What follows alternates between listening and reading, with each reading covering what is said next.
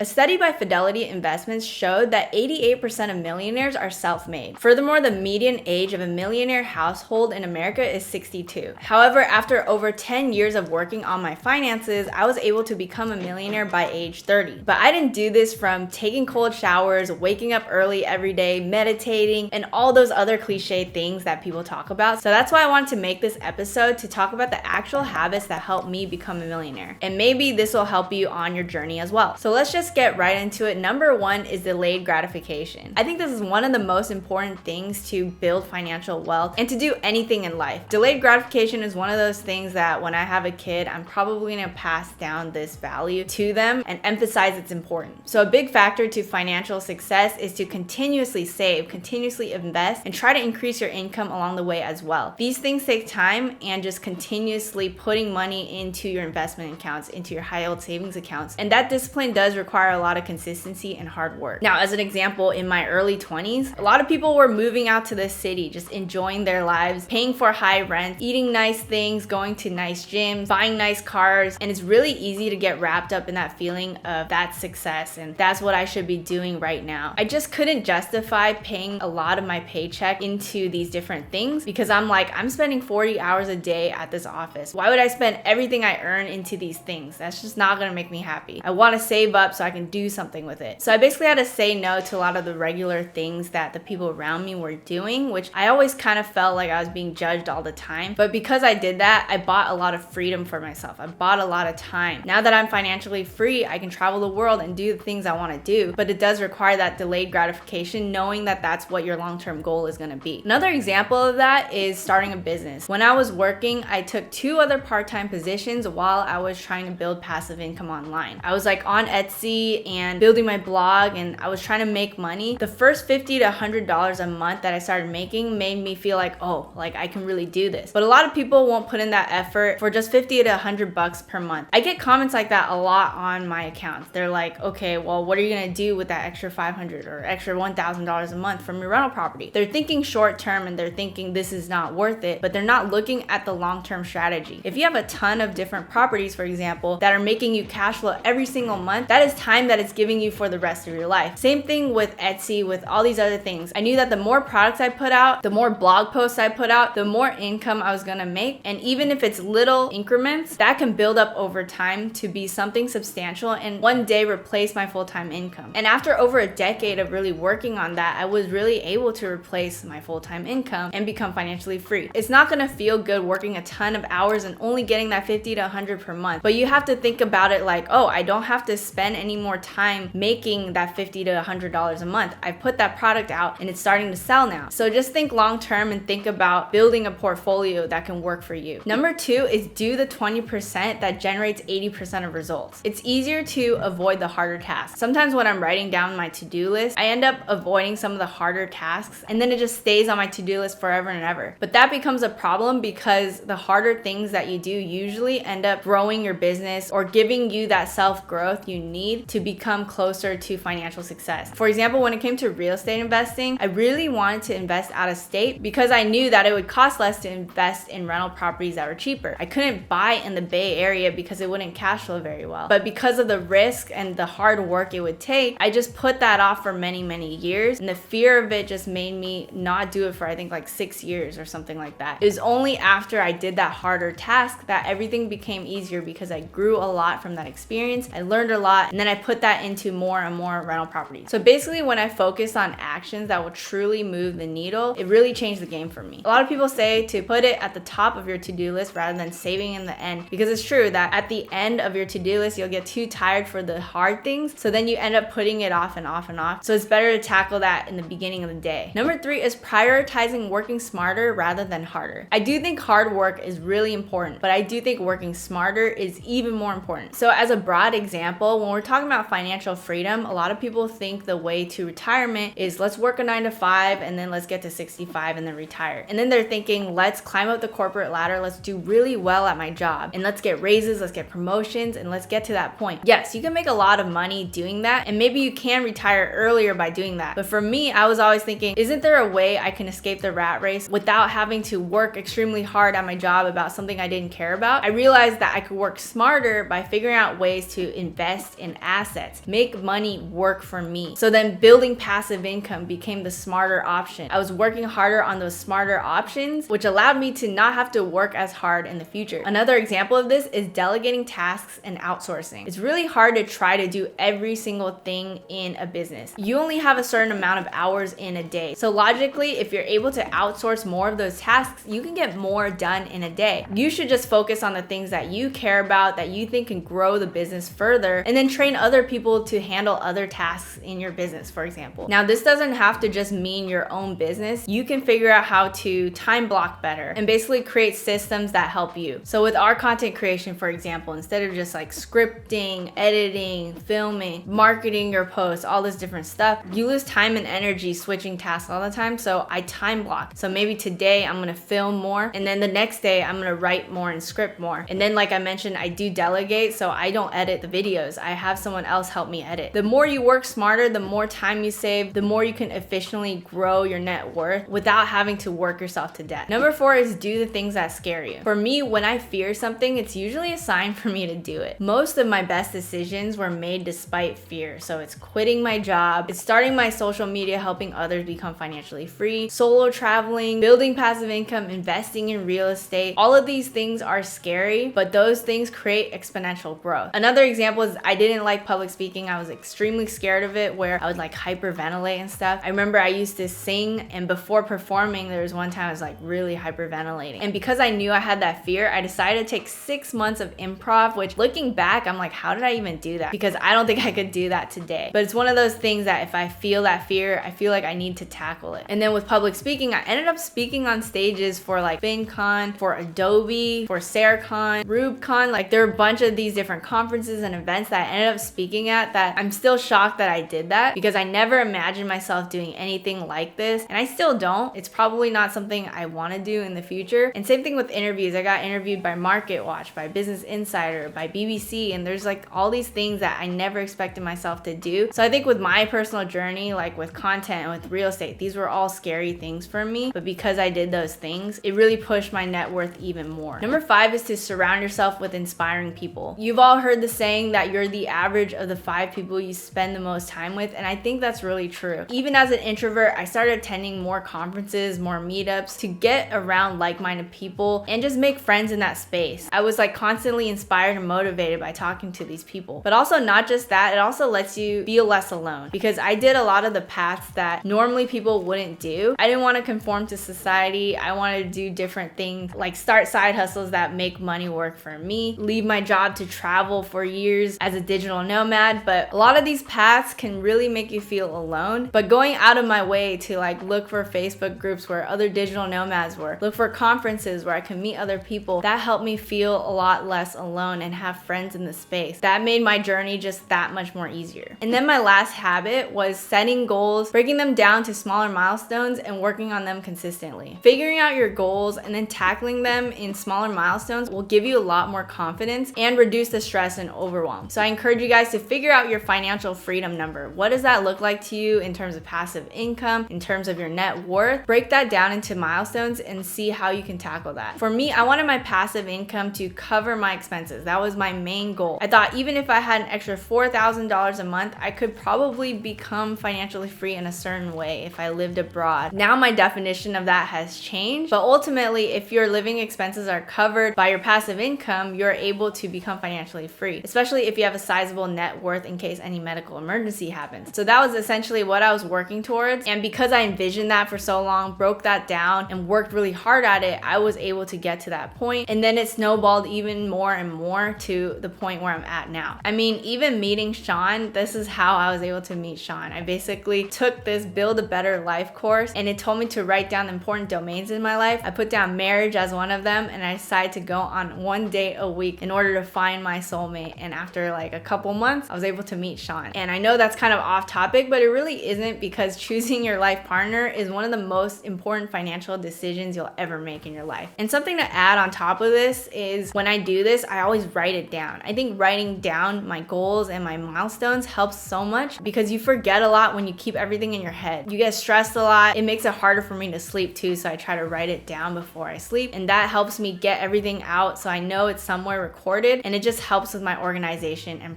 productivity. So these are the 6 different habits that really helped me in my journey. I talked about a lot of different scenarios that applied to me, but hopefully these habits apply to you guys as well and can help you on your journey. If you guys are interested in becoming financially free and want more of that step-by-step, go ahead and check out this episode on how to retire by 40 years old step-by-step. I break down the different steps that I feel will help you become financially free. If you guys like this episode, let me know in the comments below which habit resonated with you. Subscribe, hit the bell button to be notified of my latest videos, and I'll see you guys in the next one.